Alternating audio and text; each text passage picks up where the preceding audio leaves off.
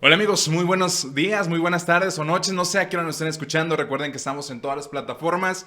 Yo soy Luis Alfonso Ramos y otra vez estamos aquí con ustedes en el podcast Conecta Insunte. Y bueno, hemos tenido temas increíbles durante esta segunda temporada, porque ya estamos en la segunda temporada de este podcast, aunque usted no lo crea. Y bueno, hace algunos podcasts vino una maestra que hablaba de inglés, que se hizo viral, que tiene millones de suscriptores ahorita, tiene clases de inglés gratuitas y es ahorita un ícono de Saltillo. Y luego vino también alguien que nos habló de la astronomía de Saltillo. Y luego también él nos platicó que había un saltillense que hablaba, que colaboró en la fotografía del agujero negro. Así, y no lo conocíamos. Luego vamos a traer próximamente, se los prometo porque ya estoy en eso, al que acaba de ser campeón del Cruz Azul y que es de Saltillo también. Y hay mucha gente de Saltillo que no conocemos y que han hecho obras tan grandes y que han hecho algunos estudios científicos que debemos de conocer, porque si a lo mejor un día lo ves en Soriana, tienes que pedirle un autógrafo a algunas de esas personas. Y bueno, pues de todos estos temas hay uno que nos importa mucho y que es bastante serio, que es bastante importante, que tiene un realce demasiado grande y que debemos darle ese realce. Y bueno, pues está con nosotros el doctor Arturo Zamora Alvarado para contarnos algunas cositas que a lo mejor no sabíamos. Y bueno, si tú te has preguntado un día, ¿qué va a pasar cuando te mueras? ¿Qué va a pasar después? Sí, esta parte, ¿no? Hay algo que estoy seguro que no te imaginabas. Cuando nosotros tengamos ya a lo mejor algún tiempo de descomposición en alguna parte de la muerte, puede haber alguien que con un diente tuyo pueda saber qué edad tenías, qué sexo eras, algunos datos que son por ahí interesantes. Y bueno, ese es un tema muy serio, es muy delicado, pero es muy importante. Si tú estás estudiando criminología o estás estudiando algo de este tipo, incluso si no lo estás estudiando y te interesa esto, acompáñanos porque vamos a hablar aquí de odontología forense. Parece un nombre complicado, pero tenemos aquí un especialista, un doctor que nos va a estar acompañando. Y bueno, pues bienvenido seas a este podcast Conecta Insunte. Muchas gracias por la invitación y pues espero poderlos llevar sobre este maravilloso mundo de la odontología forense. Muy bien, y antes de que se nos despeguen, vamos a aclarar la duda, digamos que general. Si decimos odontología forense, así como que en un concepto para todos los que a lo mejor no estamos cerca de este ambiente, ¿qué podríamos decir que es la odontología forense? La odontología forense es el conocimiento y la aplicación de la odontología, pero con aspectos jurídicos. Hace un momento comentabas que los que estudiaban criminología, pero también esto puede servir para los que estudian medicina, los que estudian jurisprudencia, obviamente los que estudian odontología, todos los conocimientos odontológicos cuando les hacemos una aplicación jurídica. ¿A qué me refiero con una aplicación jurídica? Puede ir desde una mala práctica de una atención dental, hasta cuando hay algún tipo de hecho de violencia, donde se golpean, se pelean y que a lo mejor les aflojaron un diente, una dictaminación de una cuantificación de un daño. La atención a pacientes o a víctimas de violencia, eso es bien importante. Cuando nosotros vemos en el consultorio o vemos en la práctica privada alguna persona que parece ser víctima de violencia, una persona que viene con un golpe y a lo mejor él viene a quitarse, a ponerse una resina o a aliviarse algún malestar, pero le vemos características de violencia, es importante que la odontología forense intervenga para poder determinar nosotros si existe o no existe violencia. Fíjate, algo que me queda ahorita muy grabado en la cabeza es, por ejemplo, cuando llevan a los niños con un montón de caries con el dentista tiene la obligación de reportar ese caso porque eso es violencia familiar por descuido o por omisión, porque esas caries no son de ayer a hoy, tuvieron que haber sido de mucho tiempo, entonces ahí entra la odontología forense. Pero la parte más importante o la parte que un servidor maneja es la odontología forense con fines de identificación humana. La identificación humana, como ustedes lo saben, se ha vuelto una problemática y una crisis nacional forense. ¿A qué me refiero con una crisis nacional forense? Con la guerra del narcotráfico en 2010 a 2012, por ahí de esos años, hubo un montón de personas desaparecidas, personas que trabajaban quizás en la delincuencia organizada o quizás no trabajaban en esa delincuencia organizada, pero fueron sustraídos de su núcleo familiar. Bueno, estas personas, al ser sustraídas o al ser desaparecidas, muchos de ellos entraron a los servicios médicos forenses, o sea, perdieron la vida y cayeron en los servicios médicos forenses y fueron ingresadas como no identificados. Al ser ingresados como no identificados, pasan por 3 o 4 meses de estar en los congeladores del servicio médico forense y finalmente esos congeladores se tienen que vaciar y se mandan a los panteones de las localidades a una inhumación forense propiamente dicho, a las famosas fosas comunes. Esas personas todavía, después de 8, después de 10 años, siguen en calidad de no identificados. Entonces, esa problemática nos habla de aproximadamente 80,000 desaparecidos en el país. O sea, una crisis nacional forense impresionante. Y si eso le aunamos que es una crisis nacional forense, pero también es una crisis internacional, pues eso nos pone en el ojo del candelero a México. Bueno, la parte de la odontología forense que se dedica a la identificación humana coadyuva elaborando o aportando numerosas herramientas con fines de identidad. Por ejemplo, damos género o sexo, damos grupo racial, damos estimación de la edad de una persona que a lo mejor ya está reducido a esqueleto y que no nos puede dar otra información más que esa información. En esta parte, yo solamente les comento siempre, imaginemos a esas familias que tienen 8 o 10 años buscando a su familiar, que tienen toda esa zozobra, ese estado de alerta buscando a sus familiares. Los que tenemos hijos, sabemos que cuando nuestros hijos salen de nuestro campo visual por segundos, ¿no? Ahí en alguna tienda departamental sale de tu campo visual, entras en un estado de alerta, una liberación de adrenalina. Imagínate esas personas que tienen 8 o 10 años buscando a sus familiares. Muchas veces no sabemos. Muchas veces te cruzas, como lo decías hace un momento, te cruzas con alguien en la calle y no sabes lo que va cargando en su espalda, ¿no? Quizás tiene un familiar desaparecido, un hijo, un esposo, un padre desaparecido. Entonces, en base a todo esto, hay que conocer que existe una emergencia nacional forense y que existen numerosas especialidades, como lo es la odontología, lo es la antropología, la criminalística, la criminología, que coadyuvan y aportan herramientas con fines de identificación forense. Más o menos esa es la parte que trabajamos los odontólogos forenses, que es muy amplia, es un universo muy amplio, pero a su vez esta parte creo que en este momento, por la emergencia nacional forense, por la crisis nacional forense que vive el país, es la parte que está siendo mayormente explotada. Sí, sí, sí. Y bueno, tienes toda la razón en eso, porque regularmente nosotros que estamos un poquito más alejados del tema, ni siquiera hemos escuchado esta palabra, ¿no? Yo creo que ahí está la primera señal de alerta donde realmente no sé, a lo mejor no se le ha dado la atención correcta o la atención que se merece a esto. Y bueno, por ejemplo, digamos que si nos metiéramos un poquito ya más a los casos que seguramente te ha tocado revisar, si al momento en que ustedes o las personas indicadas se encuentran a una persona que ha desaparecido, que a lo mejor sufrió violencia o a lo mejor ya no está en un cuerpo humano, sino es un esqueleto, ¿cuál es la técnica, digamos, científica, ¿no? Porque podemos decir, traía una ropa, traía esto, yo siento, pero científicamente tiene que haber algunas formas, las más correctas, ¿no? O las oficiales, de cómo determinar quién es quién. Existen varios métodos de identificación avalados a nivel mundial. Existen los visuales, los cuales los visuales es, ¿reconoces a tu familiar? Bueno, pues sí o no, pero en esos casos puede haber errores. Por ejemplo, por el tiempo que tenga una persona de muerto o el tiempo que pudo haber estado en un refrigerador, puede cambiar el color o el aspecto. Otro es por asociación y exclusión. Por asociación y exclusión se refiere a la siguiente. Se refiere que si tú te subes a un avión o te subes a un barco, pues saben que hay un plan de vuelo, saben que hay un plan de embarcamiento, pero a lo mejor tú pudiste haberte bajado 3 segundos antes y a lo mejor van a pensar que por asociación y exclusión tú estás ahí y tú eres parte de él. O que a lo mejor un avión se estrella y que tú cambiaste el lugar y los de una ala sí murieron, los de la otra parte no murieron. Sí. Entonces, puede haber errores. Existen 4 formas de identificación con una alta unicidad. ¿Qué significa alta unicidad? Significa que uno es uno, o sea que no hay forma de equivocarse.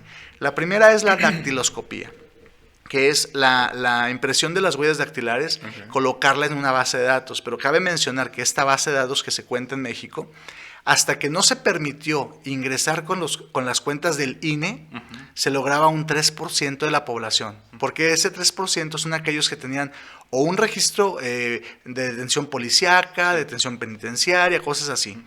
Ya con el advenimiento de meterlos al INE, que no en todos los casos se da, solamente con fines de identificación, o sea, que roban en tu casa y que vayan a meter las huellas al INE, pues no, ¿verdad? Esos nada más se usan con fines de identificación. Solamente se logra el 25% de la población, también es un porcentaje muy bajo. Sí. Esa es la primera técnica de alta unicidad.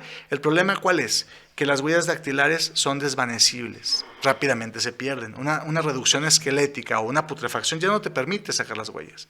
Si está putrefacto no te permite sacar las huellas, y si está hecho esqueleto, pues ya obviamente que no. Entonces, quiere decir que es una herramienta que es muy buena en cierto momento, pero no en todos los momentos. De ahí tenemos la técnica de genética. La técnica de genética es muy buena, sumamente buena, porque la genética te lee tu mapa genético a ti y te va a decir que tú eres hijo de tal persona y de tal persona, y va a coincidir perfectamente. ¿Cuál es el problema de la genética? El problema de la genética es que es sumamente costosa. Una prueba genética cuesta alrededor de 10 a 14 mil pesos por prueba. Entonces, si tú andas buscando a tu familiar, pues vas a tener que donar tú, va a tener que donar tu hermano, va a tener que donar tu papá, todos los familiares cercanos para hacer las líneas. Entonces, un análisis genético de identificación, pues obviamente se va a ir muy elevado. Y la tercera línea, que es la que un servidor domina, pues es la odontológica. Cabe mencionar que tanto la odontológica como la genética son las únicas avaladas a nivel internacional como una vía científica. Las demás son de apreciación, incluso las huellas dactilares son de apreciación, porque te dice si logras 9 de 14 puntos, sí es, o si logras 11 de 14 puntos, sí es, o si logras 14 de 14, pues sí es, pero ya te está dando un rango de 9, 11 y 14 para poder saber si realmente es. Eso sigue siendo de apreciación.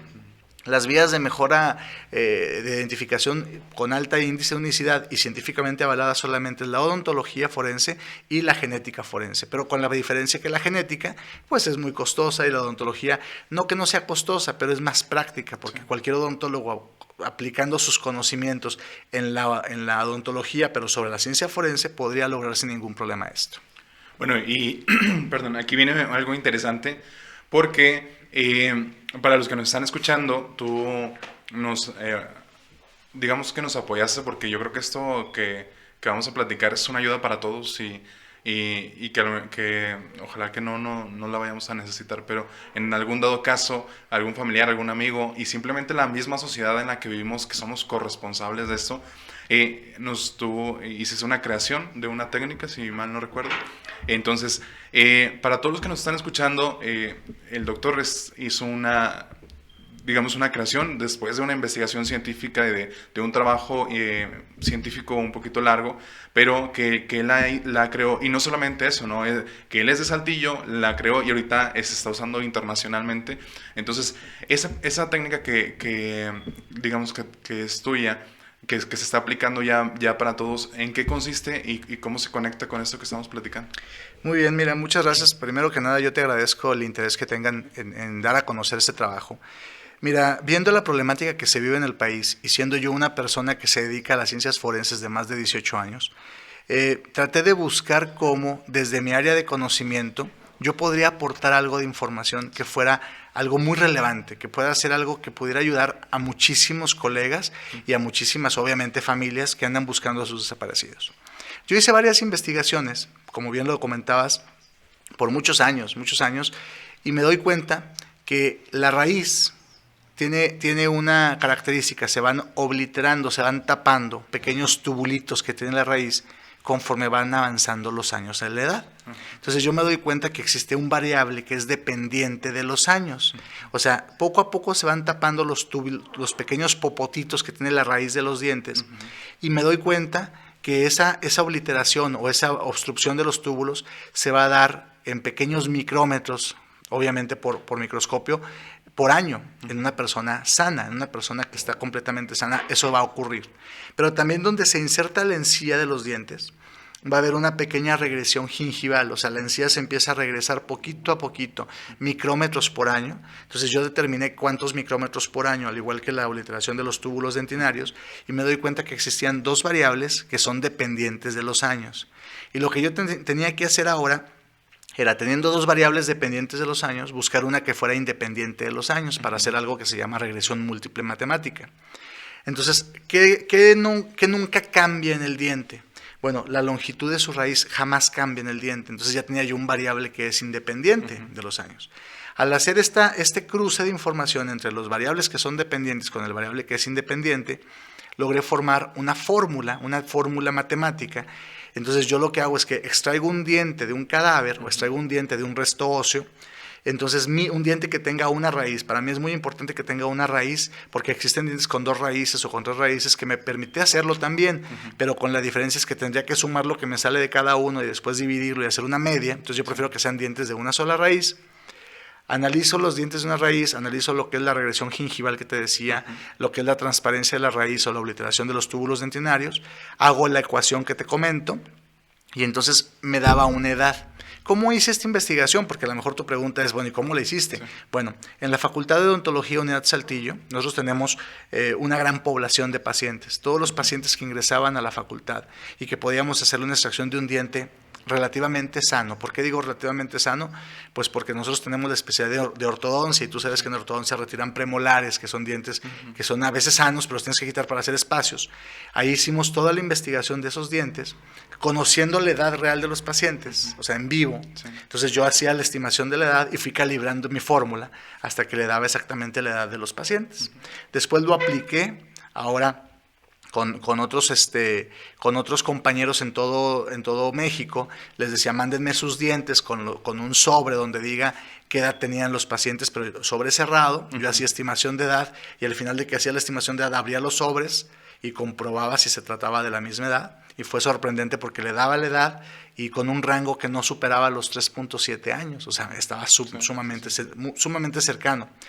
Después empecé a implementarla en los cuerpos, en el Servicio Médico Forense de la Fiscalía, y me doy cuenta que 12 de los 14 que identificamos en ese tiempo, le di exactamente a la edad, y que los otros 2 que no le di, quedaba en 3.7 años de rango. Y dije, ok, empiezo a hablarle a todos mis compañeros forenses de todo México, les dije, ahí les va mi técnica, empiecen a aplicar y ahora ustedes valídenmela ya.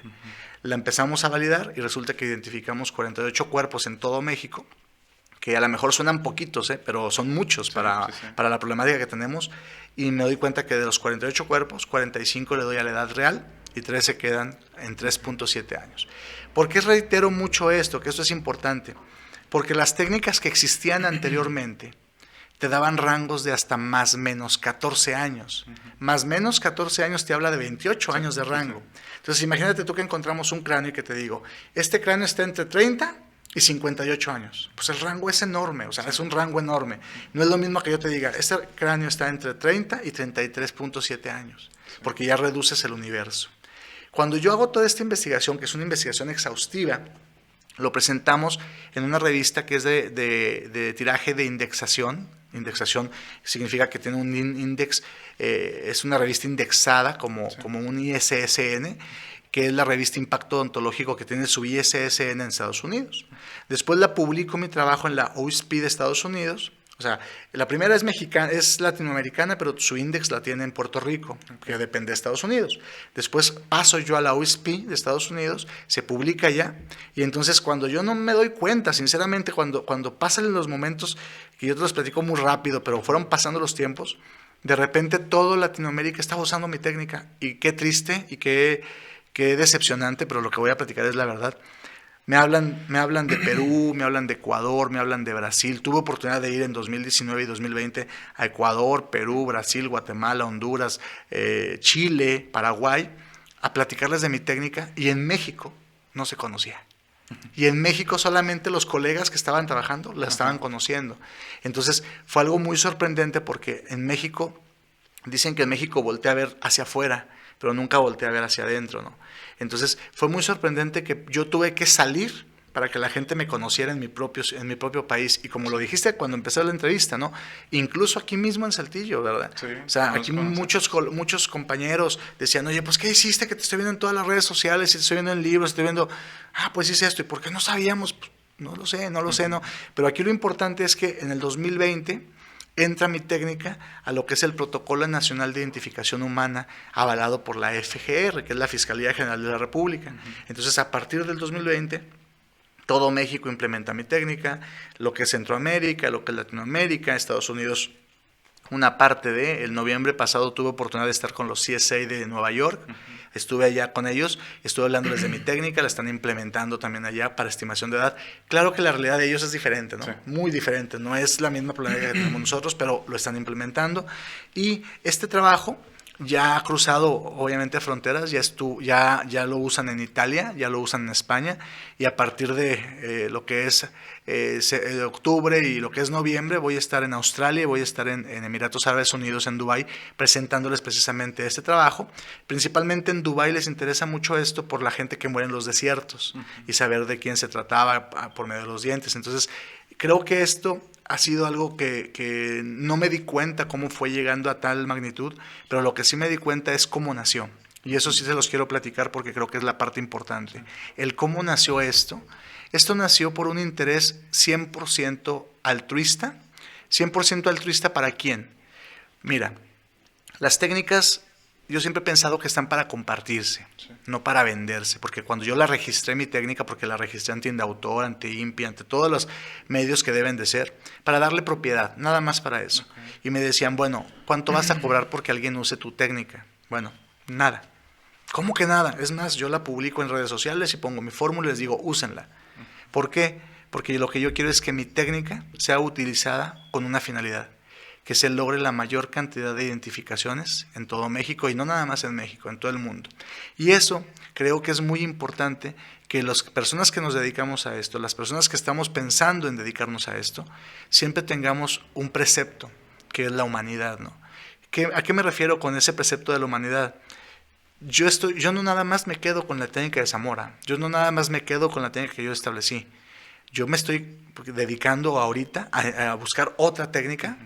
Por ejemplo, en los mismos dientes estoy haciendo cromatografía de los dientes para saber de qué murieron las personas, por los dientes. Fíjate, al hacer cromatografía, yo puedo ver ciertos elementos que son comunes: calcio, sodio, flúor, hidroxiapatita, comunes. Bueno, ahorita yo me estoy dedicando a los que no son comunes, o sea, los que están en niveles muy mínimos, y los estoy incrementando, los estoy creciendo. Me di cuenta que personas que morían infartadas, encontré adrenalina en los dientes. Personas que morían de cirrosis hepática, encontré bilirrubina en los dientes. Me encontré que personas que murieron de diabetes, encontré insulina en los dientes. Entonces, quiere decir que si yo sigo implementando esto, yo ya no nada más puedo darte estimación de la edad, sino que ahora te voy a dar causa de muerte. Y ese trabajo es porque yo quiero aportar más información, principalmente para que las familias de los desaparecidos tengan una certidumbre. Ustedes no lo saben, pero se los quiero comentar. Las familias de los desaparecidos viven una zozobra completamente angustiante, ¿no? Que a veces, con el simple hecho de que tú tomes una bolsa y les digas, este es tu familiar, el que está desaparecido, para ellos se les cierra completamente un ciclo y una búsqueda y una angustia, que tristemente muchos de ellos dicen, híjole, busqué a mi hijo 10 años, ya me lo dieron, ¿y ahora qué hago? Eso es lo más triste a veces, porque ya no sabes ni qué, viviste para eso. Bueno, yo les digo, yo quiero que desde mi área de conocimiento, desde el área de la odontología forense, desde la parte que el doctor Zamora puede aportarle, yo quiero que esto no sea nada más para los saltillenses, los coahuilenses o los mexicanos. Yo quiero que esto sea mundial, que esto sea internacional. Y yo no gano, créeme, yo creo que lo que yo ganara económicamente por vender o por capacitar a las personas no se compara con el agradecimiento de esas personas, el llevarte un refresco, el llevarte unos chicles, el llevarte unas papitas y decirte gracias, porque por usted ya tenemos a nuestro hijo, ya tenemos a nuestro papá, ya tenemos a nuestro hermano. Esa es la parte que yo sí quiero dejar muy en claro, principalmente para las nuevas generaciones que nos van a escuchar, que nos están escuchando, porque muchos entran a carreras como criminología, queriendo ser de fiscalía y traer una placa colgada y andar con un arma a un lado y ser como que un poquito más que los policías, ¿no? Aportar algo. Soy el coco de los policías, soy el científico, sí, pero ¿qué le puedes dar tú? Porque es una carrera que es humanista. ¿Qué le puedes dar tú a la gente? Y ante esta realidad que se está viendo en México, de la desaparición, fíjate, algo bien curioso, hace algunos años me dijeron, fíjate que con la cantidad de desaparecidos que tiene el país, tú, doctor Zamora, tienes trabajo para 40 años. Y todos se quedaron viendo así con cara de, oye, pues qué padre, tienes tu trabajo asegurado por 40 años. Le digo, no, yo no quiero eso. Porque yo no sé si el año que entra yo ya no quiero estar en esto. Ojo, no que no quiero estar por no trabajar en eso, pero yo no quiero ser operativo toda la vida. Sí. Quizás quiero capacitar a nuevas generaciones, que las nuevas generaciones anden buscando, analizando, eso sí, pero no quiero asegurar 40 años. ¿Por qué? Porque eso significa que la problemática, desgraciadamente, no ha acabado. Porque dicen, vas a trabajar 40 años con los que tienes rezagados. siempre y cuando no exista ningún nuevo desaparecido. Sí. Y ustedes lo saben que todos los días hay una nota, se busca, desapareció, y luego tristemente son encontrados a lo mejor abajo de un arroyo, que se suicidaron o que X cosa, pero no tienen ninguna identificación, y esos pasan con nosotros. Pasan a buscarle características que me digan que Juan es Juan o que Pedro es Pedro, y necesitamos buscar. Y eso no nada más es desde la parte forense a nivel institucional, eso lo quiero dejar en claro. Esto es desde todas las partes. Por ejemplo, el odontólogo de práctica privada tiene una obligación, que es hacer excelentes historias clínicas para que en el momento en que alguien, Dios no lo quiera, desaparece y digan, es que iban con el doctor fulano de tal, él pueda aportar un expediente con todas las características dentales y que yo tome ese expediente y lo coteje con el que yo analicé, y si encuentro puntos de concordancia puedo decir que se trata de la misma persona. Sí. Esa es la parte que a mí me interesa mucho, que las nuevas generaciones entiendan cuál es el motivo de esto y que los que estamos en esto sepamos a qué le podemos apostar, sí, principalmente. Sí. Y es un tema muy interesante realmente, que yo creo que todos lo hemos entendido muy claro. Usas palabras que podemos entender, que no son a lo mejor muy aprestadas o grandes, ¿no? Pero nosotros podemos entender todo esto y es tan increíble, ¿no? Los que tenemos a lo mejor algún conocido que aún están buscando después de tanto tiempo, digamos, a lo mejor algunos de los que nos están escuchando conocen o viven esta problemática en carne propia, ¿no? Y digamos, tenemos muchas personas que nos van a estar viendo esto, y todos tenemos un contexto diferente, pero sin duda que alguien nos puede decir, ¿sabes qué? Sí es, o sea, después de 10 años, es un ciclo que como dices, no se cierra. Y si, por ejemplo, si de por sí, ¿no? Cuando alguien fallece, un ciclo es complicado también. El duelo. Y tienes que saber, a lo mejor no teóricamente, pero tienes que aprender a cerrar ese ciclo, a darle la continuidad a esto. Una persona que no encuentras, estás como que con el ciclo permanente, y entonces cerrarlo es para las personas, digamos que un alivio tremendo, saber que ya está, ¿no? O sea, que ya saben quién es, y del contexto diferente, pero que ya saben quién es increíblemente importante. Y bueno, pues para todos los que estamos escuchando y que apenas estamos conociendo este tema, es de gran ayuda, ¿no? Y tuviste que tener un corazón tan grande como para decir, voy a ayudar a gente que a lo mejor tú dices ni conoces y probablemente ni vas a conocer, ¿no? Que están aplicando en todo el país, pero y yo creo que se va a universalizar esto y lo van a empezar aplicando en todos lados. Esta técnica, y bueno, no, y ahora que también nos platicas de la próxima investigación, esta técnica y estas técnicas nos van a ser de ayuda para todos, porque se me dio una palabra que ayer estaba viendo el significado, que a veces de palabras que usamos, que a veces no sabemos exactamente cuál es su significado, y hay una palabra que se llama dignidad, que bueno, de su raíz significa ser merecedor de. Y todos los ciudadanos somos merecedores de que si alguna vez nos pasa algo así, seamos identificados y que alguien sepa quiénes somos y que nos vayan o que nos dejen con nuestros familiares, ¿no? Una entrega digna, por ejemplo. Sí. Entonces, ser merecedor de esto, ser merecedor de un trato de calidad y ser merecedor de un estudio científico que en este caso a lo mejor no es pagado, pero un estudio científico que sirva para mí, o que sirva para mi familiar, o que sirva para mi amigo, es algo increíble, ¿no? Ahora, las generaciones ahorita estamos, a lo mejor, ciertamente, ¿no? Se inclinan más por algo de una imagen que vieron en Facebook, de que, yo vi ese, yo quiero ser como ese, entonces voy a estudiar para ser como él, ¿no? Y no fundamentamos bien todo lo que nosotros queremos hacer y todos nuestros proyectos, porque nos estamos guiando por cosas muy superficiales, ¿no? Entonces, los que nos estamos escuchando, todos los que estamos aquí, yo creo que sería bueno, ¿no? Cuestionarnos de una vez de con lo que yo sé, independientemente de a qué nivel de estudios hayas llegado, o sea, con lo que tú sabes hasta ahorita, ¿qué podemos aportar de más, ¿no? Para la sociedad, que realmente les ayude y haga un cambio significativo. Sí. Entonces, ¿qué nos propondrías tú, por ejemplo, para estas nuevas generaciones? Tengo gente que nos está escuchando, por ejemplo, de prepa, que apenas va a decir qué estudiar, gente que ya se está graduando o que está estudiando su carrera, gente que está estudiando maestría. Entonces todos nosotros debemos aportar esto, ¿no? ¿Cómo le hacemos para seguir aportando más? Es que lo dijiste muy puntualmente, ¿no? Que desde mi carrera, no importa cuál sea, puedo aportar yo a esto. Voy a ponerte un ejemplo. Una persona que es psicólogo Sabemos que cuando a una persona le vas a hacer una entrega de un familiar o le vas a dar una información, pues tiene que tener una atención a víctimas y tiene que estar un psicólogo ahí, ¿no? O sea, ¿qué le puedes tú aportar? ¿Qué técnicas puedes tú aportar para que esas personas no tengan un choque tan fuerte al enfrentar esa noticia? Sí. Tú como abogado dejas de ser tan jurídico y te dedicas un poco más a lo humanista, ¿no? En algún tiempo, cuando yo hacía entregas de los cuerpos que identificábamos, me decían, es que tú los entregas los cuerpos diferente a como los entrega el MP. El MP te dice, sí, se trata de Juan Pérez, aquí están los documentos y acabó. Y tú lees una frase, vas y te acercas, los confortas. Le digo, lo que pasa es que son seres humanos, son personas y no lo que menos queremos nosotros, o al menos yo lo que menos quiero es una revictimización de esto. Entonces, esa parte creo que es muy importante que la tocaste muy puntualmente. No importa qué carrera sea, tú puedes aportar algo a esta problemática que se está viviendo México.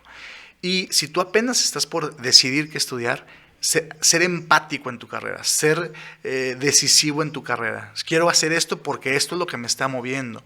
Es como cuando estudias una carrera médica, ¿no? Oye, quiero estudiar medicina, pero estoy a favor del aborto. Híjole, yo les digo, espérame. Digo, no, sin hacer debate, pero les digo, piensen en algo, ¿eh? El primer principio de la medicina es la preservación de la vida. Y el segundo principio es, si no puedo hacer el bien, no hago el mal.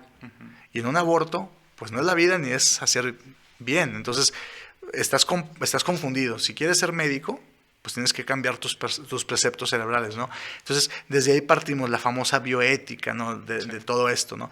Pero quiero regresarme un poquito en algo que creo que es muy importante. El que no conocemos muchas veces cuál es la realidad que se vive, es algo que me hace pensar en los niños, ¿no? Oye, quiero hacer pipí. No, hombre, tápate los ojos y nadie te ve. O sea, mientras yo me tape los ojos nadie me va a ver. No, no es cierto. La realidad es que sí te están viendo, ¿no? La realidad existe. Hace unos días me dice una conocida mía en Facebook, me dice, publica una fotografía de un árbol que está enfrente del Palacio de Gobierno con las fotos colgadas de sus desaparecidos, ¿no? Y ella publica y dice, qué raro árbol que está dando estos frutos que yo no conocía. Entonces, a mí me pareció una publicación que tiene mucho fondo. No es agresiva ni mucho menos, de hecho tiene mucho fondo. Y yo le comento, tristemente es la realidad que se vive todos los días en el país. Y afortunadamente no es para todos. O sea, fíjate, es triste la realidad, pero afortunadamente no es de todos. Tanto que ella se quedó y lo sorprendió. O sea, yo veo eso y digo, híjole, es fulano, perengano. O sea, yo conozco los nombres de quienes ha desaparecido, porque los has vivido todos los días. Pero la gente que pasa y dice, ay, quién sabe qué están colgando ahí, ay, quién sabe qué quieren, ya están allí de disidentes con el gobernador. No, están buscando a sus familiares. Entonces, esa parte, yo es la que quiero resaltar mucho en esta plática con ustedes, porque ustedes tienen un semillero de gente, que si la podemos regar con el agua necesaria para que les cambiemos conceptos y preceptos de que lo que vas a vivir es esta realidad. Desde el lado humanista, desde el lado científico, desde el lado jurídico, de lo que tú quieras, esa es la realidad que se está viviendo. Va a cambiar mucho el precepto de los jóvenes que vamos a tener trabajando a final de cuentas en unas fiscalías, en cualquier área de gobierno, y van a dejar de ser como desgraciadamente muchos suelen ser, ¿no? Que para ellos es el desaparecido número tal. No, para mí no es así. Para mí no es el desaparecido número folio tal. Para mí es Juanito Pérez. Porque es un nombre, tiene dignidad el nombre, ¿no? Y eso me hace ahorita recordar una canción de las desaparecidas de Juárez, ¿no? Que para uno es un número más, pero para la mamá que le anda buscando a su familiar, pues es toda una vida de búsqueda. Entonces, esa parte creo yo que es muy importante resaltarla. La odontología forense, como la criminalística, la criminología, la medicina forense, la jurisprudencia, la antropología, la arqueología, la química forense, la genética forense, son solamente herramientas que tenemos que poner en la mesa para ayudar a las familias. Es para eso. Entonces, por eso yo siempre les digo, hay que conceptualizar, cambiar mucho el chip. A mí no, yo tengo una consulta dental hecha. Yo tengo mis pacientes hechos y aún así voy y trabajo en lo que yo estoy haciendo de identificación, y en las tardes voy y consulto a mis pacientes y tengo mi consulta hecha donde, ojo, yo de ahí vivo de mi consulta, no de esto. Por eso cuando me decían, no vas a cobrar por dar tu técnica, oye, pusiste tu técnica en Facebook y pusiste qué mides y qué no mides y cómo lo mides. Sí, Porque yo no lo estoy, o sea, está en una revista, está en una publicación, está en un libro, o sea, yo quiero que todos lo usen. Oye, pero estás perdiendo dinero con eso, podrías capacitar, certificar gente. No estoy perdiendo nada. Yo ganaría cada que alguien, como lo dijiste tú, muy cierto, cada que alguien identifique a una persona con mi técnica, yo es para mí como un peso más en mi cuenta. Sí. Eso es lo que voy a ganar. Y esa es la parte que a mí me gusta mucho resaltar en las entrevistas porque, como les decía hace un momento, una universidad, una escuela como la de ustedes, quizás aquí nació esta técnica. Porque yo formé parte hace 4 años de ustedes. Aquí daba clases en un diplomado de medicina legal y forense. Entonces, quizás aquí platicando alguien me dijo, oiga, Doc, y las familias. Y usted pensa, y en ese momento me entró ese baño de decir, caray, es cierto. O sea, esa adrenalina y esa piel chinita de decir, híjole, ¿qué puedo hacer yo por ellos? Sí, sí, sí. Entonces, eso viene de aquí, y lo dijiste muy cierto, ¿no? Quizás nos topamos en Soriana, quizás nos topamos en cualquier tienda departamental, no lo sé, y no sabes ni siquiera quién es la persona, si tiene un desaparecido o no tiene, o si es una persona que ha hecho grandes aportaciones a la ciencia, o simplemente es Juan Pérez y se acabó.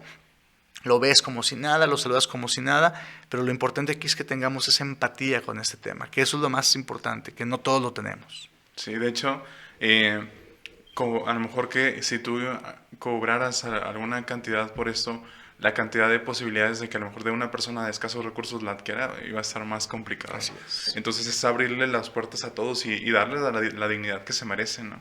Y bueno, hay una palabra que es peligrosa, pero en algunos casos podría ser buena, pero yo creo que en este caso no aplica, que es la costumbre. Sí, lo voy a hacer una comparación, ¿no? Si a alguien que le gusta mucho la naturaleza, las montañas o el mar, la playa, vas, te impresionas un día, pero luego vas el otro día y te vuelves a impresionar y al otro día, sí, no, en la playa. Y luego cuarto día, quinto día, puedes ir 3 meses y todo eso, ¿no? Y te acostumbras a lo de siempre, ¿no? Lamentablemente, el hecho de tantos casos que tenemos nos hizo acostumbrarnos que ya le perdimos esa parte de asombro, ¿no? Y decir, ¿sabes qué?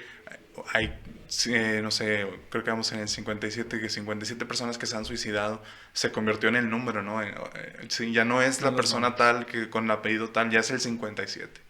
Y tantos casos que nos acostumbramos, que se nos hace normal, y hay que recalcarlo, esto no es normal, esto no es lo que se debería de estar viviendo, esto no es el país que en el que quisiéramos estar viviendo, ¿no? En este caso. Y no nos corresponde a lo mejor a nosotros la parte de la búsqueda, pero sí nos corresponde la parte de la investigación, inclusive hasta en las cosas de lo más cotidiano que son las noticias, ¿no? Es estar al pendiente de qué está pasando, cómo está pasando, qué están haciendo, qué no están haciendo y cuáles son nuestras debilidades, porque si no, viene alguien y un mensaje bonito y te dice, oye, es que tienes que voltear a ver este lado, ¿no? Y son cosas como a lo mejor muy superficiales que no nos permiten centrar la mirada en esto, ¿no? Y que este es un problema. Si tenemos tantas personas desaparecidas, tenemos la misma cantidad de familias buscando y la mayor parte de la población con el miedo a que alguna vez te pase, ¿no? Entonces es un tema muy delicado, pero muy complicado y sin duda que también tiene para más, ¿no? Es decir, a lo mejor tú como odontólogo encontraste esta parte para aportar a la sociedad, pero también hay médicos, también hay abogados, también hay de todos que en toda la problemática de México que a lo mejor sí es un poquito amplia, deberíamos de estar haciendo ya algo, ¿no? Y hay algunos filósofos que ponen la sociedad como si fuera una tela, ¿no? Y dice, si hay un hoyo en la tela es que no está funcionando algo bien. Si México fuera una tela, a lo mejor sí hay varios hoyos, pero hay que irlos resarciendo, ¿no? Hay que volver a sanarlos. Y ese es el papel del ciudadano ahorita, ¿no? Y yo quisiera que nos apoyaras también con esta pregunta. ¿Cuál sería tú o cuál crees que sea el papel de un ciudadano ahorita respecto a esto, ¿no? Porque como tú dices, ¿no? Podemos ir, encontrarnos contigo, a lo mejor no sabemos quién eres y sí, como si nada, ¿no? Pero también podemos con una familia que tiene un desaparecido, con una familia que está a lo mejor sufriendo otra cosa. Y si nos vamos a otros temas, ¿no? A una familia que está en corrupción, una familia que está a lo mejor metida en algunos problemas más. Es decir, cada una persona es un mundo. Y nosotros tenemos un papel aquí, digamos académico, yo sí me atrevería a decir que tenemos un papel académico porque estudiar es parte de lo que tienes que hacer, claro. Pero también tenemos otro papel, ¿no? Entonces, en ese papel, digo que a mí se me hace que tú lo estás haciendo muy bien, esta parte de cumplir tu papel como ciudadano. Los demás ciudadanos, ¿qué recomendaciones nos das específicamente para este tema, ¿no? Bueno, yo creo que el punto que manejaste es muy cierto, ¿no? La costumbre es lo que mata a esto, ¿no? Que nos acostumbramos a ciertas problemáticas, nos acostumbramos a ver ciertas cosas como algo natural y no como algo excepcional. A mí siempre me lo preguntaron, oye, ¿qué sientes cuando ves un cadáver? No te acostumbras a ver un cadáver. Yo les digo, mira, el día que yo me acostumbre a ver un cadáver, el día que yo no sienta nada cuando yo veo un cadáver, ese día es el momento en que yo tengo que cambiar mi trabajo y dejar de hacer lo que estoy haciendo. Y me dicen, ¿por qué? Le digo, porque pierdo lo único que me mantiene ahí, que es el grado de humanidad. O sea, pierdes la humanidad en ese sentido. Tristemente, la sociedad en general ha perdido esa capacidad de asombro ante ciertas situaciones. Ha perdido la capacidad de asombro ante violaciones, desapariciones, descuartizamientos. Ah, es que la descuartizaron. Ah, ok. Antes era, la descuartizaron. Sí. Ahora no, la descuartizaron. Y luego tiraron las partes en el drenaje. Ah, ok. Bueno, al menos las tiraron en el drenaje. O sea, como que cambian muchas perspectivas, ¿no? O ahora el que está de moda, que el caníbal, que mató no sé cuántas personas, se las comía y que tenía todo el patio lleno de restos óseos en la Ciudad de México. Pierdes la capacidad de asombro. Algo que pasa en las grandes ciudades es el que tú puedes estar viendo que están asaltando a alguien y tú volteas y mejor ni interactúas, ¿no? Sigues pasando como si no ocurriera, ¿no?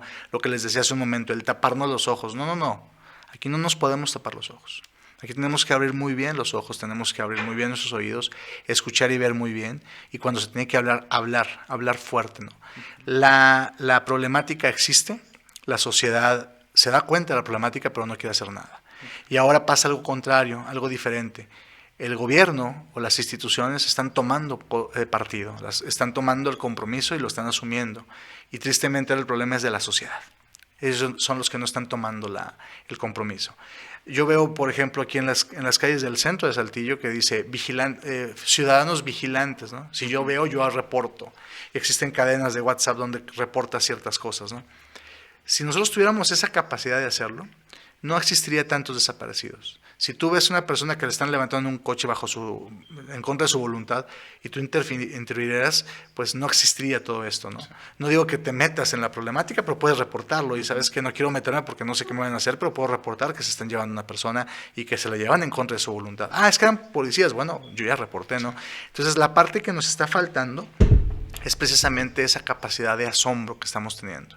La sociedad perdió la capacidad de asombro, se acostumbró a la situación que se está viviendo, como lo que ocurre en Nueva York, como lo que ocurre en Sao Paulo, en ciudades grandes, la Ciudad de México, no se diga, donde pueden estar asaltando a alguien, violando a alguien, y la gente no dice nada, simplemente lo deja pasar.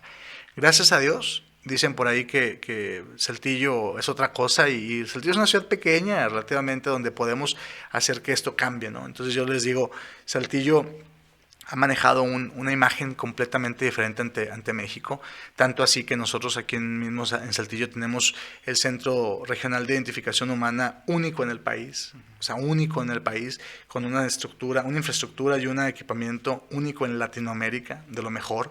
Entonces quiere decir que estamos haciendo algo bien y que a lo mejor un servidor hizo algo bien y sirvió de referencia para que esto llegara para acá y que estuviéramos trabajando en ese lugar y que estemos aportando. Entonces la parte que yo les puedo comentar es que para que este tapiz roto de lo que es México, o esta tela rota de lo que es México, se pueda surcir, pues debemos de cambiar nosotros como ciudadanos, debemos de ser más empáticos como ciudadanos. La problemática, como pasa en alguna tienda, ¿no? Oye, es que no encuentro a mi hijo. Ok. No encuentro a tu hijo, yo te ayudo a buscarlo, ¿no? O a lo mejor tú que no estás viviendo la situación, tienes más abierto tu mente, ¿no? A ver, ¿sabes qué? Por lo pronto pide que cierren las puertas. Nadie sale y nadie entra para poder ver. Y aquí lo busca. Aquí no va a salir. Sí. Porque a lo mejor la pobre mamá está corriendo y busca. Ayúdenme a buscar a mi hijo, es un muchachito. O sea, hay gente que tiene que estar fría en ese momento. Entonces, si tuviéramos esa capacidad, créeme que todo esto estaría mucho mejor.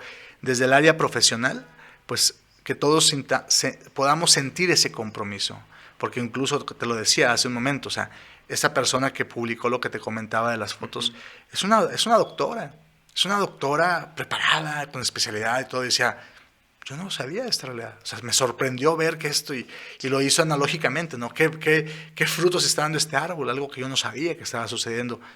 Pues no es que no lo sepas, sí lo sabes, pero a lo mejor no lo quisiste ver en su momento. Entonces, esa es la parte que yo considero es muy importante, la empatía con esas familias de personas desaparecidas, con esta problemática, darnos cuenta que existe la problemática, porque eso es lo primero. Sí.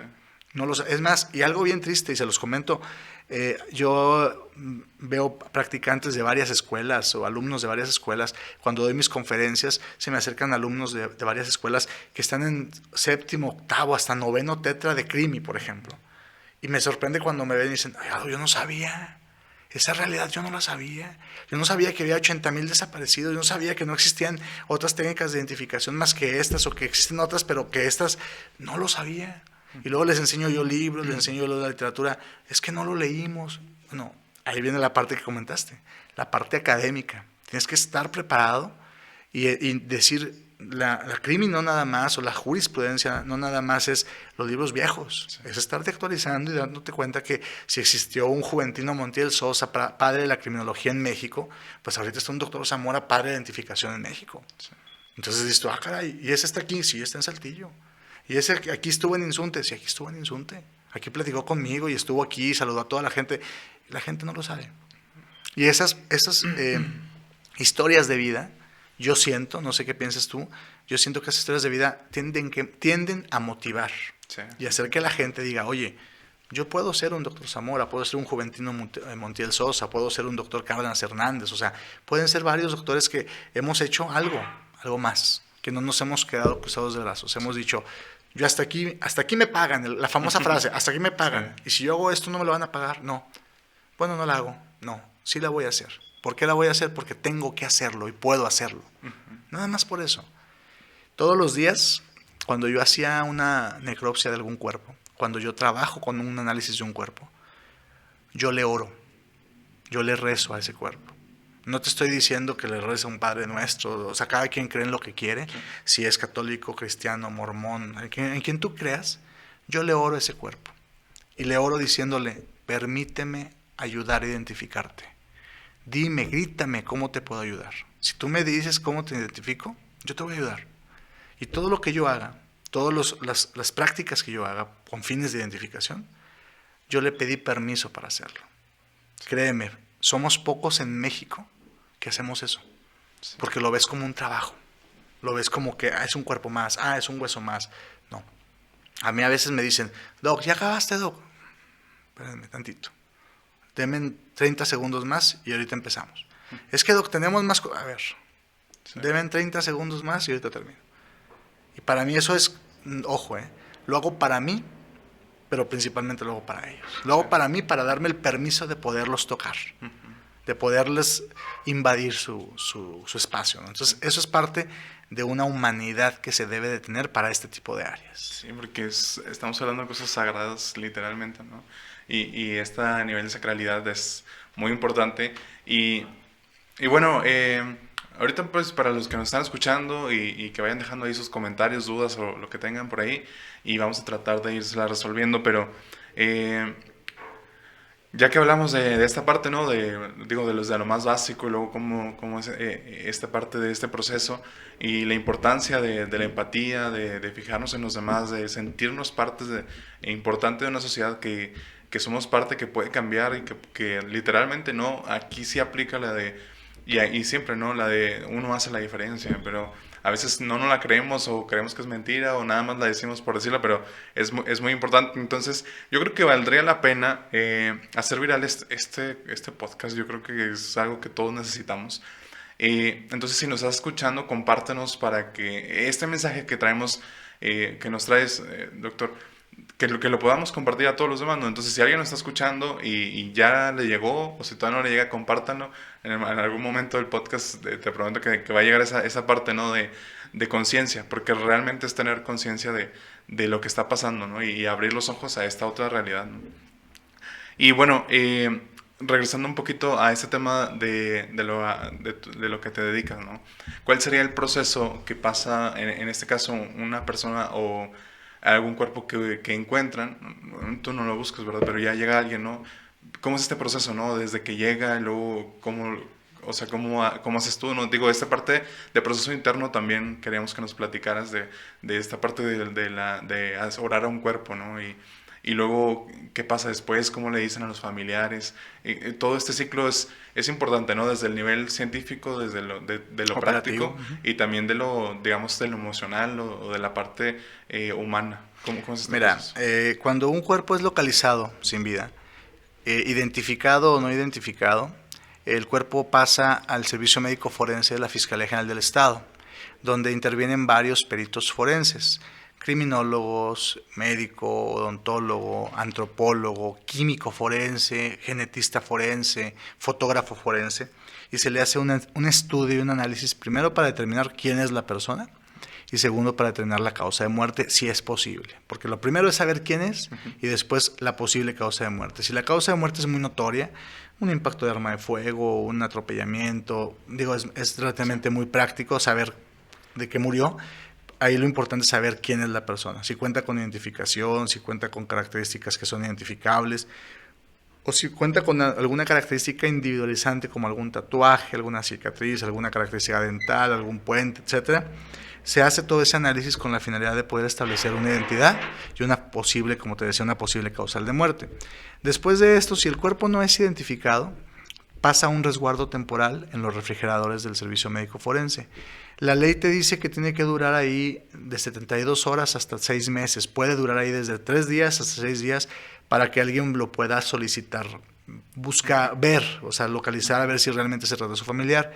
Si no es identificado en los próximos 6 meses, entonces ya está el Ministerio Público en capacidad de poder mandar ese cuerpo a una fosa común del panteón que se le haya asignado el municipio para que los pueda colocar. Puede ser el Panteón La Paz, puede ser el Panteón de Ramos, puede ser panteones que ya tiene destinado el municipio para como fosa común. Ahí se va a colocar ese cuerpo de manera individual y se le registran todos los datos, ¿no? Cuerpo con un número de expediente que fue encontrado en la calle fulana de tal, o en la alcantarilla o en X lugar. O sea, eso sí es importante, que se van a poner ciertas características para que cuando ya a futuro alguien lo llegue a localizar, pues obviamente sepamos dónde tenemos que hacer una exhumación y poderlo sacar. Hay que recordar también algo que es muy importante. Los procesos yo los estoy mencionando de una manera muy general, pero también hay que recordar que nosotros también como ciudad Saltillo es una ciudad de paso de muchísimas personas migrantes. A veces muchísimos cuerpos que son atropellados por el tren o que caen en el tren o que simplemente se ahogan a lo mejor ahí en Piedras Negras, en Acuña, en el Río Bravo, pues van a ser cuerpos de no identificados y que tristemente entramos en otra problemática, que no son entornos locales, tendríamos que buscar entornos nacionales e internacionales, ¿no? Entonces, por eso es muy importante que las herramientas forenses que estamos manejando tengan que ser universales, tengan que ser para todos, por eso no puede ser para algunos cuantos nada más. Entonces, la parte operativa que se hace en el proceso es una parte de un análisis multidisciplinario, eso es importante. Cuando ya se llega a localizar el cuerpo y la identificación de la persona, tiene que pasar por un grupo que se llama Comisión Ejecutiva de Atención a Víctimas, psicólogos especializados para poder hacer una entrega digna del cuerpo, pero sin que exista una revictimización. O sea, tienes que ser, digo, yo no soy psicólogo, pero tienes que saber cómo dar la noticia, cómo dar la información para que se evite un proceso de revictimización. Ya después de que se haga una entrega digna, se evite la revictimización, se identifique, se haga la entrega digna y se evite la revictimización, vienen otros puntos que ya son puntos muy jurídicos. Por ejemplo, si hay un hecho presumiblemente delictuoso, pues la persecución del delito, ¿no? Si hubo un homicidio, hay que buscar quién lo mató, etcétera. Y si ya encuentras quién lo mató o si hay un hecho delictuoso, pues buscar una reparación del daño, que sería ya como que la parte final, ¿no? Pero esto es un entorno muy general de lo que es el proceso cuando se llega a localizar un cuerpo. Digo, porque insisto, y lo dijiste muy, muy puntualmente hace un momento, noticias puede haber de alguien que se cae en el tren o no sé, o que alguien apareció ahogado después de una lluvia torrencial, o que alguien que fue atropellado en la carretera Monterrey-Saltillo, no lo sé. Ellos van a ingresar como no identificados. Entonces viene un proceso que se da de hasta 6 meses exactamente para poder ver, aquí tengo yo información de esa persona, era masculino de 1,75, de complexión media, cabello chino, barba de candado, nariz aguileña, ojos pequeños, características que incluso se puede tomar fotografías, se tiene incluso en el expediente. Digo, mostrables me refiero, Sí, ¿verdad? sí, sí. Para también evitar la revictimización. Pero todo eso es un proceso que es muy complejo y a veces eso es bien importante el que lo conozcan porque hace algunos años cuando estuve yo con ustedes dándoles un diplomado de medicina legal y forense a las y los alumnos de leyes de aquí de la escuela, había cosas que no conocían precisamente de ese proceso. O sea, como abogado decía, pues yo no sabía que se tenía que hacer todo ese proceso, pero ya ahora ya lo sé y lo puedo pedir. O sea, necesito que haya un equipo multidisciplinario que haga el análisis para saber quién es. O si hay una causa de muerte y no se sabe, pues ¿por qué dice indeterminado si faltó X y Y expertos, ¿no? Entonces, todo esto es muy importante tu pregunta porque nos lleva a conocer más a fondo de las entrañas de esta área forense, que la verdad, pues es muy apasionante, pero a la vez es muy humanista, ¿no? Y eso es lo que no se debe perder. Generalmente se vuelve más apasionante que humanista, ¿no? Sí, sí, sí.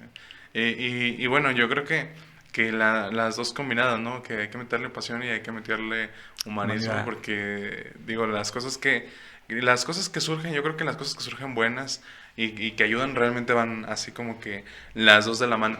Y bueno, ese es el proceso que ocurre, por ejemplo, como digamos, a lo mejor desde que lo encuentran hasta que se entrega o hasta que no se entrega, dependiendo de eso. Y bueno, yo creo que ya nos había respondido la pregunta, pero yo creo que quisiéramos, o quisiera yo enfatizar un poquito más cómo le haces, porque si es ser muy complicado, a lo mejor, sabemos que tienen mucho trabajo. Y desaparecidos, como hemos visto en redes sociales todos los días, hay alguien, ¿no? Y afortunadamente algunos los encuentran con vida y en bien de salud, pero desafortunadamente algunos otros no. Y entonces estar con esta, vaya, a lo mejor hasta de todos los días y esto y es, ¿cómo le haces? Porque digo, yo no sé mucho de esta parte de acostumbrarse a esto, ¿no? Pero yo alguna vez platicaba con una persona y me decía, una persona que a lo mejor ha asesinado a alguien, una vez le duele mucho la conciencia, pero luego dice, pues uno que ya lleva varias personas como que pierden este sentido de culpa, ya sienten como que a lo mejor otra Claro. cosa, ¿no? Y a varias personas digo, sí, que por ejemplo en internet suben su testimonio, no sé, algo así de vida y comentan que a lo mejor hicieron eso alguna parte y lo hacían sin culpa alguna, ¿no? No es lo mismo, pero digo, nada más para poner ejemplo de esta parte de acostumbrarse, ¿cómo le haces para no acostumbrarte? Mira, yo creo que tener una vida aparte, eso es muy importante. Yo tengo 3 hijas, 2 hijas mayores de 23 y 21 años y una bebé de 2 años. Tanto mis hijas mayores como mi bebé me aportan cosas diferentes, ¿no? Con las mayores la charla, la plática, el desahogo, que ellos me cuenten sus cosas, yo les cuento las mías. Con la bebé simplemente tirarnos en el césped, correr, jugar, brincar, subirte al resbaladero con ella. Esa es la parte que a mí me limpia y me purifica muchísimo y me recupera, ¿no? Como dicen por ahí, cuando llego después de trabajar, de una jornada de trabajo, llego con mi esposa, pues llego con la pila baja, ¿no? Y apenas me abraza la bebé, apenas me abraza mi esposa y veo una recuperación de energía muchísimo, ¿no? Entonces, la parte de no acostumbrarnos es precisamente tener otra vida, saber que existe otra vida, que esa vida te motiva para trabajar en esta vida. O sea, la vida familiar te debe motivar para trabajar en la vida laboral, ¿no? ¿Por qué? Porque yo volteo a ver a mis hijas, volteo a ver a mi esposa, tengo 4 mujeres, yo ahora sí que me gasto mi dinero en puras mujeres, ¿no? Puras mujeres, entonces yo le digo, yo no quiero jamás verlas desaparecidas, entonces yo trato de hacer todo lo que pueda para ellas, por ellas y ahora para ellos, ¿no? Yo sé que no es posible, es imposible decirle yo a las familias de los desaparecidos, te entiendo, sé lo que estás viviendo, es imposible, te lo puedo asegurar, porque no sé lo que están viviendo, porque no las puedo entender cómo ellos lo están viviendo, pero sí ser empáticos, eso sí. Entonces la forma en la cual un servidor lo hace, pues juega videojuegos, nada de matar, nada de eso. Mis videojuegos son más tipo Mario, tipo cosas así de relajarte, ¿no? De moneditas y cosas así. Juego mucho con mis 3 hijas, hablo mucho con mis hijas mayores, con la bebé juego mucho, con mi esposa hablo mucho, me desahogo mucho.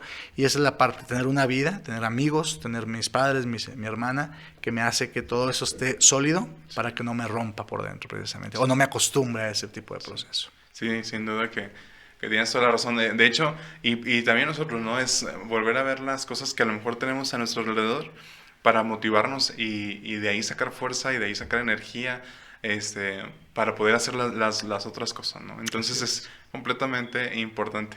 Ya vamos a casi terminar este podcast, ¿no? Yo quisiera ver si en alguna otra ocasión, porque estoy seguro que van a surgir muchas dudas. Este podcast sale en Spotify, en YouTube y en Facebook. Y luego de repente nos llegan las preguntas o nos mandan un mensajito de, oye, es que ya no entendí esto, oye, me surgió esta duda, ¿qué pasa aquí? Yo creo que estoy seguro que va a haber un podcast completamente de esto, de puras preguntas, que será muy importante.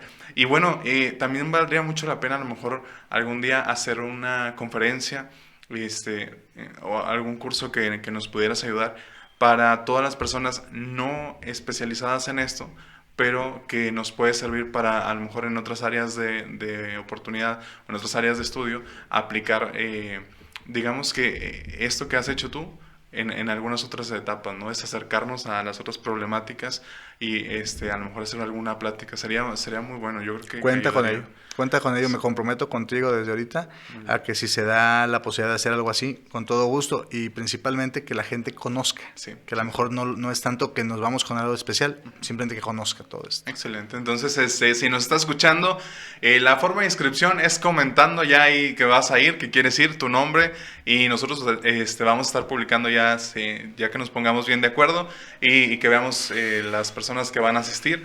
Y si conoces a alguien que le pueda gustar este podcast, que tú creas que le sirve, o que tú sabes que no le sirve, pero también se lo quiero mandar, hay que enviárselo, por favor, los que nos están escuchando. Realmente son temas increíblemente importantes que tienen una trascendencia muy grande. Y digo, en este podcast hemos hablado de todo, o sea, desde la educación y que si la maestra de inglés y desde de Saltillo y de todo. Yo creo que este es uno de los temas, yo creo que más importantes que hemos tratado, más serios y que realmente nos van a servir en nuestra sociedad y en los alumnos que nos están escuchando y pues en todas las personas, ¿no? Entonces, vamos a concluir ya esto y te agradezco de todo corazón que hayas venido, que nos hayas compartido todo esto. Realmente yo no lo conocía, yo creo que la mayoría de los que nos están escuchando a lo mejor tampoco lo conocían, y si lo conocían a lo mejor era poquito, y ahorita ya ampliamos esta parte de lo que haces, de lo que creaste y de toda esta parte que a lo mejor no habíamos volteado a ver y ya nos hiciste, ¿no? Ya llamaste la atención de nuestros ojos, de nuestra mente, y bueno, vamos a dirigir ahora nuestra mirada hacia allá.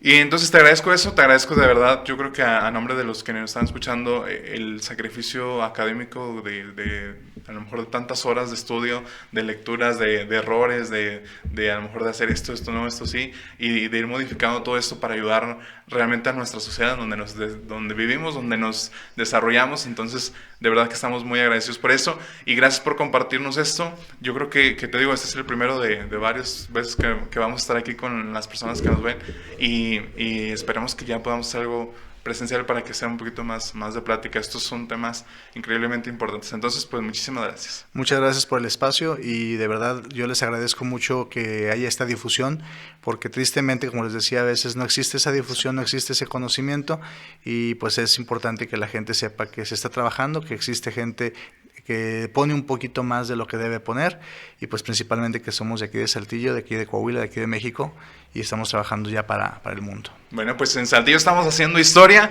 y ya aquí está con nosotros el doctor Zamora y vamos a seguir con esta parte de los podcasts. Les agradezco mucho que nos hayan escuchado, agradezco que hayan estado aquí con nosotros. Otro podcast más de esta segunda temporada que ya casi se acaba, ya estamos planeando la tercera. Y bueno, gracias a Axel, que está ahí en los controles. Gracias a nuestra productora Nancy, que nos está apoyando con todo esto de los podcasts. Y gracias a la maestra Brenda, a la maestra Lupita, que nos ayudaron para contactarte y hacer todo esto posible. Y bueno, gracias a todo el equipo que estamos aquí. Muchísimas gracias. Recuerden comentar, compartir y etiquetar ahí a sus amigos, porque a partir de este podcast es donde vamos a sacar hacia dónde nos vamos a dirigir en esta próxima visita que vayamos a tener contigo. Entonces, gracias, que tengan un bonito día. Mi nombre es Luis Alfonso Ramos. Este es su podcast Conecta Insunte. Que tengan muy bonito día.